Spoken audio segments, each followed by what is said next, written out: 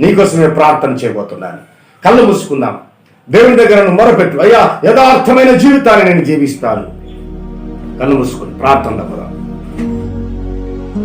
స్తోత్రం నాయనా, స్తోత్రం స్తోత్రం స్తోత్రం స్తోత్రం. పరిశుద్ధుడా, సర్వాధికారి నీకు స్తోత్రాలు. అయ్యా, నీకే వందనాలయ్యా. రాజా, నీకే స్తోత్రాలు చెల్లిస్తున్నాం. అయ్యా, ఇదిగో తండ్రి, మునుపటి కంటే అధికమైన మేలును నీకు చేస్తానని చెప్పావయ్యా. అవును, నీ ప్రవర్తన యథార్థంగా ఉండాలి అని సెలవిచ్చావు. మునుపు మీరు చీకటై ఉన్నారు, ఇప్పుడు వెలుగులోకి రండి అని సెలవిచ్చావు. యథార్థవంతులను వెలుగులో నడిపిస్తానన్నావు. యథార్థవంతులకు వర్ధిల్లింపజేస్తానన్నావు. యథార్థవంతులకు ఆశీర్వాదాలు ఇస్తానన్నావు ప్రభువా.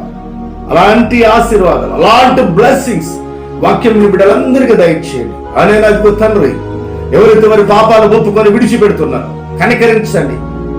నైనా బిడ్డలకు ఆశీర్వాదాలు వెంబడి ఆశీర్వాదాలు కుమ్మరించండి.